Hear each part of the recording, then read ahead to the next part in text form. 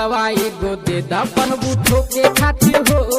बार तारा बहनी के गाड़ी में बड़का बाबू के लंड पे लो, वाह बहुत अच्छा। कि मलवा एगो दे दा प्रभु ठोके खातिर हो, हाथ तो बहन के आजकल इतना बवाल माथा चौथा हम पता नहीं कौन कौन सा गाना जा रहा है। अभी जो गाना आ रखा आग लग जाता लंड में, अभी भंसरी वाला कहता कि माल चाहिए ठोके खातिर। अरे भैया तो मुठ मारब तो क्या हाल बा। आज हम फिर से बात करे बनी भोजपुरी गाना के बारे में बात कर ले भाई। आज के वीडियो बहुत गाना खास बा, ऐसे कहल चाहते हैं कि वीडियो को पूरा देखो, बहुत मजा है। वीडियो बनाने के बस एक मकसद आप सभी को दिल से हंसाने के लिए, ना किसी को दिल को ठेस पहुंचाने के लिए। तो वीडियो को पूरा देखो, मैं देखला के बाद में भूल जाओ। तो बिना कोनो लाहौल लहसुन के आज के वीडियो स्टार्ट करता नहीं। मलवा एगो दे दा भगवान ठोके खातिर हो। आ चाटे खातिर ना ओका कछिया खोल के सारा बोलू छुछुना लोगन भाई सारा देखा भाई लोगन। लेकिन के बात सुन के नो हमार झाट लाल होता। तो नहीं कमेंट में बताइए तो नहीं के लाल बा कि ना, कहा कि बहन जी कौन सा गाना है यार। भगवान के हम लोग राम राम बोलते हैं सुबह सुबह, या प्रभु का नाम लेके माल मांग रहा है, वो भी बहन से गलत काम करने के लिए। दुनिया बहन से पूरा ख़त्म हो गया यार।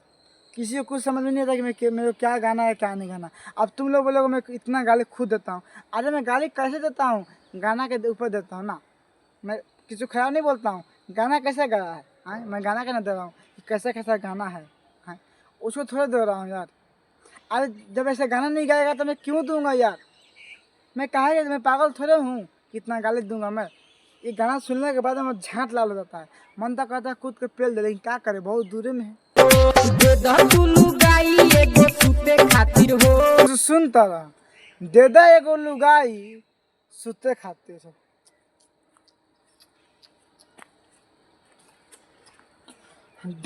टक्का टक्का ढम टक्का टक्का टक्का ढम तुला पला कला ओला मन आ तुला मला किला मना पना पचना और दिला मना काना पे रखा अपा अपा अपा अपा पी।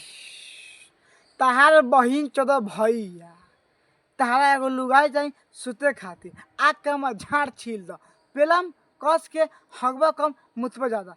तार बहिन चोदा झाट ना लेबो मोछ बना ली हा। दे दा दुलू गाई एगो सुते खातिर हो।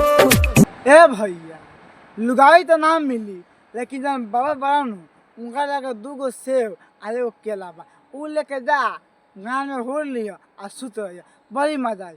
तार बहिन चोदा लोगन गाना गइले बा कि दे दे एगो लुगाई सुते खातिर हो लाड़ चटब। मलवा एगो दे दा प्रभु ठोके खातिर हो। बस बहन जद बस तुम्हारा बकरी सुन के मेरा कान लाल हो गया भाई भाई भाई। कैमरा में हम तो सब कॉल करते हैं गाना की तो हटाते, कहा कि गाना सुनने के बाद में ध्यान से हो गया था प्लस में हाँ मुठ मारे के मन कर ये सारा का मुंह में, लेकिन करने की सकत कहा कि उसे गलत काम ना करे के सब पाप हो गया। लेकिन अगर भैया चाहे तो पेल सकता नहीं, ये पाप ना होला कहा सारा गाना गलत कर ले बा। तो कैमरा मैंने गाना हटा दे तो हम खुद के मल जाऊँ। अच्छा जा तारा बहारा आ छोरी के हमारा तार कहे के मतलब का बा कि जौन तहार भत्तार बा तहरा के छोड़ के जाता रहा तो पेल के जास। अरे भौजी ऐसे ना होखेला, तहार भत्तार जाता है 5 पैसा कमा के आइए तो पेली है। हाउ वाला काम कल बंद करके कमरा। देखा तेरा भाई लोग कितना मजा के शौक हो बहन चोद भैया के, खुद कहता कि हाउ वाला काम कल जाता बाहर।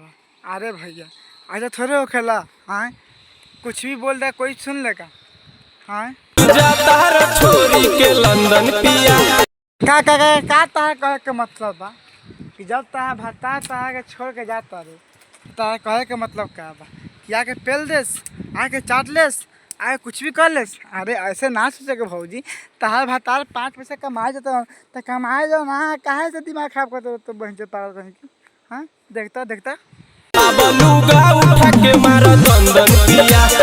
वाह अरे भैया भंसरी वाला वाह बहुत अच्छा। क्या वो लुगा उठा के मारा दंदन पिया। आप सुनता रहा बहन जो आजकल कुछ भी हो जाता है यार। देखो यहाँ पे कंपनी बन रहा है और इसी कंपनी में हम लोग काम नहीं करते हैं लेकिन वीडियो बनाते हैं, देख रहे हो आप लोग। तो आप लोग सपोर्ट कीजिए वीडियो जैसा भी है, काहे कि बहुत मेहनत लगा है बनाने में। और यहाँ पे देखिए कितना जंगल झाड़ी में आकर वीडियो बनाता हूँ, भैया पास में तो है नहीं कि बन जाता है, बहुत मेहनत लगता है बनाने में, तो लाइक करना।